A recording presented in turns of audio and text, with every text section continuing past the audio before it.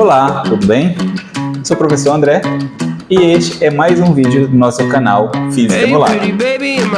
No vídeo de hoje nós vamos ver um experimento de ondas estacionárias, certo? Então a gente vai fazer um breve apanhado sobre ondas e sobre ondas estacionárias e depois a gente vai dar uma olhadinha no experimento de ondas estacionárias e explorar alguns elementos desse experimento, ok?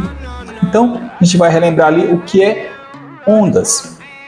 Bem, uma onda ou ondas são perturbações que propagam de um lugar para outro, certo? E isso ocorre em um meio material ou no próprio vácuo. E esse movimento transporta energia com ele. Tá? Nós temos basicamente dois tipos de ondas: ondas mecânicas e ondas eletromagnéticas. As ondas mecânicas se propagam em um meio material, certo? E as ondas eletromagnéticas podem se propagar em um meio material ou no vácuo, como por exemplo a luz. A gente recebe a luz do Sol e essa luz atravessa o vácuo do espaço. Quanto ao sentido de vibração dessa onda, ela pode se propagar por meio de vibrações longitudinais, que são o quê? Vibrações no mesmo sentido de propagação da onda. Por exemplo, aqui nós temos uma mola que está sendo esticada e comprimida, e essa perturbação se propaga ao longo da mola. Então, a vibração ocorre no mesmo sentido de propagação da vibração ou da onda, tá? E as ondas transversais. As ondas transversais, a oscilação ocorre no sentido transversal ao sentido de propagação da onda. Se a onda está indo da direita para a esquerda, a oscilação ocorre para cima e para baixo, ou para um lado e para o outro, sempre fazendo um ângulo de 90 graus com esse sentido de propagação. A gente considerar os eixos. Se esse for o eixo X, o eixo de propagação da onda, nós vamos ter a vibração ocorrendo no eixo Z ou no eixo Y. Nós podemos também relembrar os elementos de uma onda, certo? As características que uma onda tem. Então nós temos, deixa eu colocar ali o nosso apontador laser, os elementos de uma onda, certo? Nós vamos pegar como exemplo uma onda se propagando em uma corda, certo? Então nós estamos fazendo oscilações em uma corda.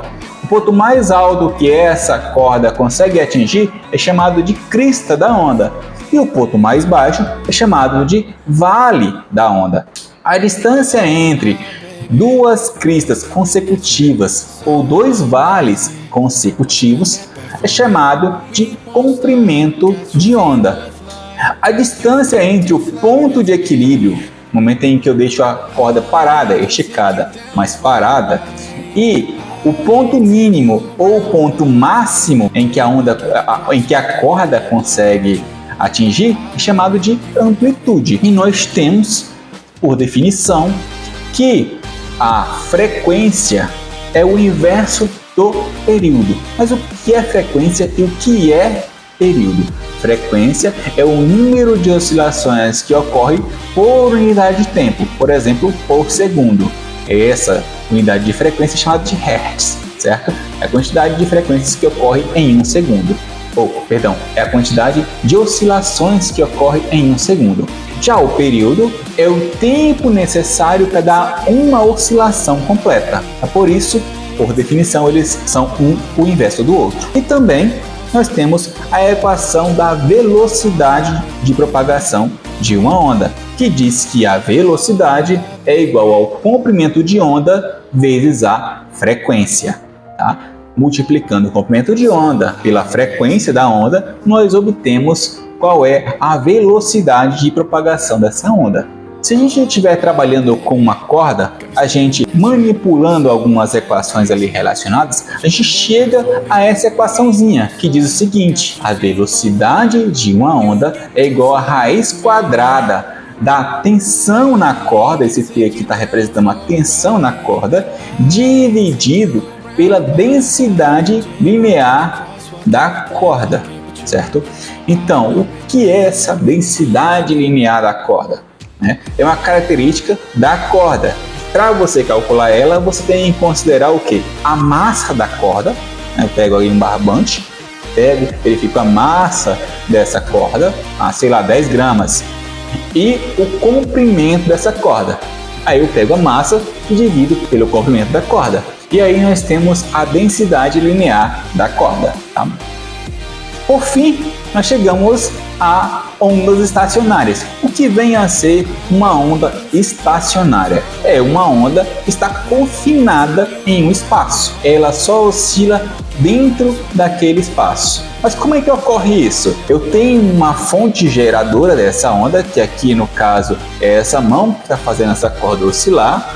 E nessa outra extremidade, essa corda está fixa, ela não é infinita, ela tem um fim, e essa parte final dela está aprisionada em um ponto. Quando a oscilação, quando o pulso de oscilação chega até essa parede, ela vai bater e refletir invertida. E essa onda agora refletida vai interagir com a onda que está indo na direção inicial, certo? Uma onda que está indo nessa direção vai interagir com a onda refletida. Essa interação vai fazer com que nós temos uma amplificação das cristas e vales, e nós temos ali uma interferência destrutivas em alguns pontos, certo?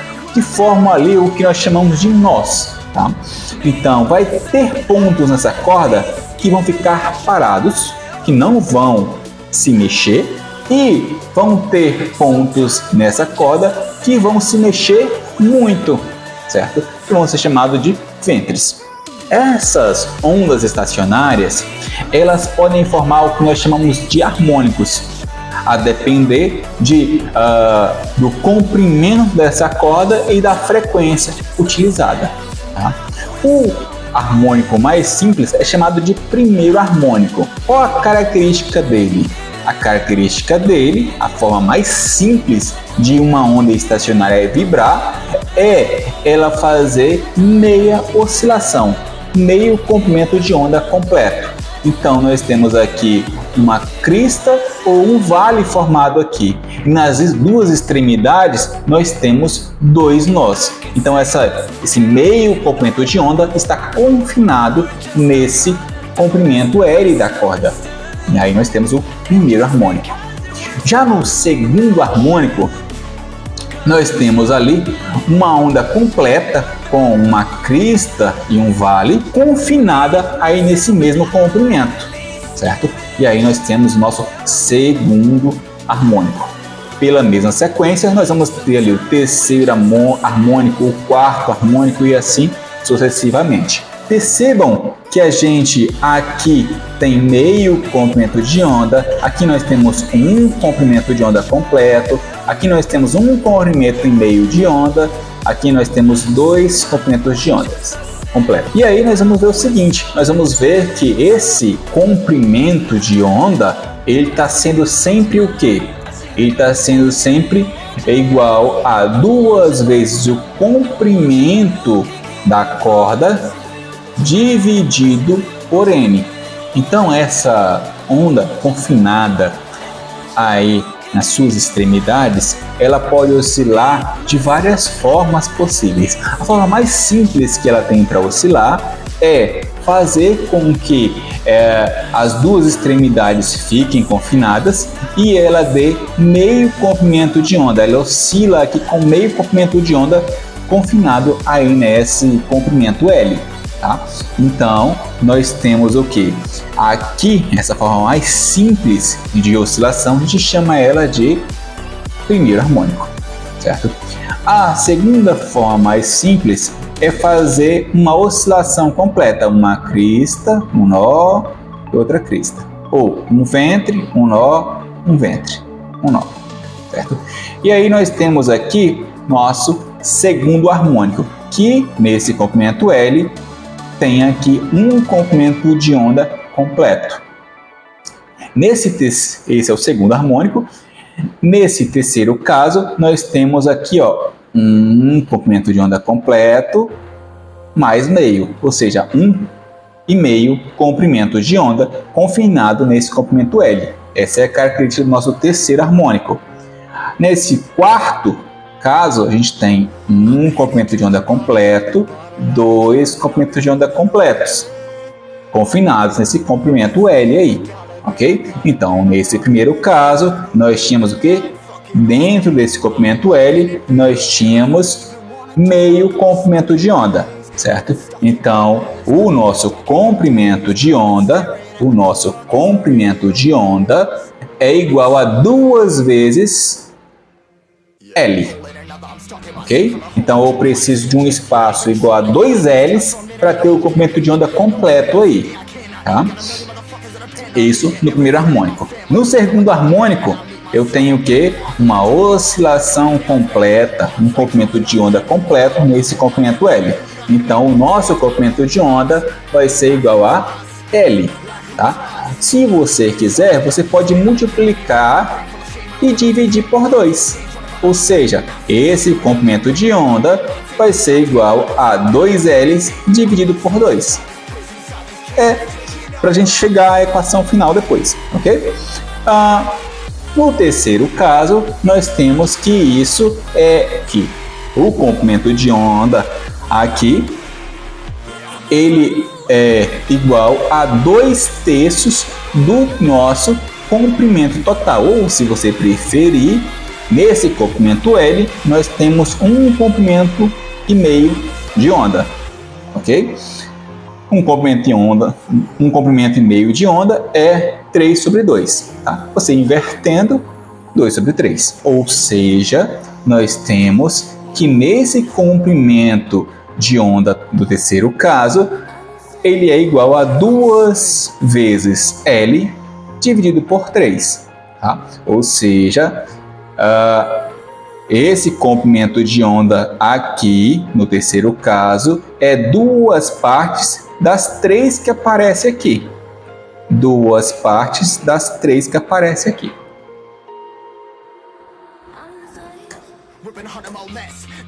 E aí nós temos, nesse primeiro caso mais simples, que chamamos de primeiro harmônico, no segundo caso, segundo harmônico, no terceiro harmônico, e assim sucessivamente. As equações que a gente chegou a definir, a gente viu o quê?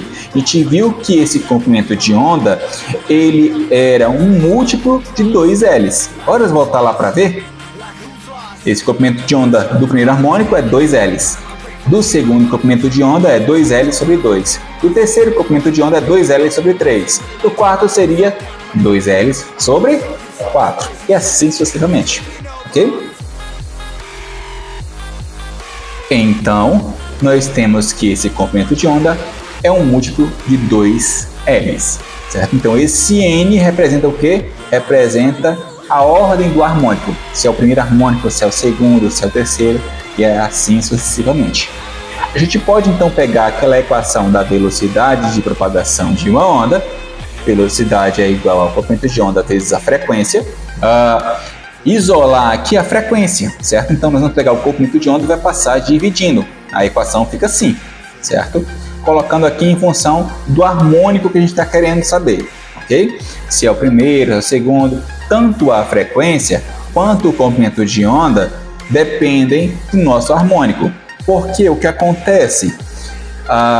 Quando eu aumentar o meu comprimento de onda, eu vou diminuir a frequência. Essas duas grandezas são inversamente proporcionais, certo? Por exemplo, se nós estamos medindo a velocidade da luz no vácuo, a velocidade da luz no vácuo, ela é independente ali de qualquer coisa. Então, ela vai ser sempre uma constante, C, certo? 300.000 km por segundo.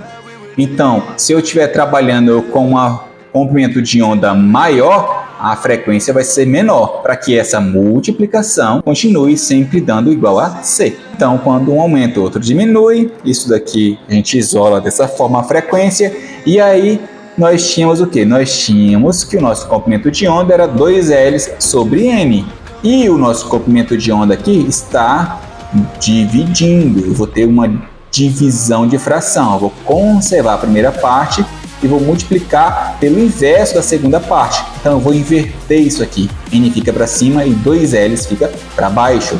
Então a minha equação fica que a frequência é igual a N vezes a velocidade dividida por 2L's. Um exemplo seria quando a gente estivesse trabalhando com o nosso primeiro harmônico. A frequência do nosso primeiro harmônico vai ser igual a velocidade dividida por 2L's. Mas professor, para que usar essa equação afinal de contas? Nós podemos ver aqui, por exemplo, a velocidade de propagação da onda em um meio.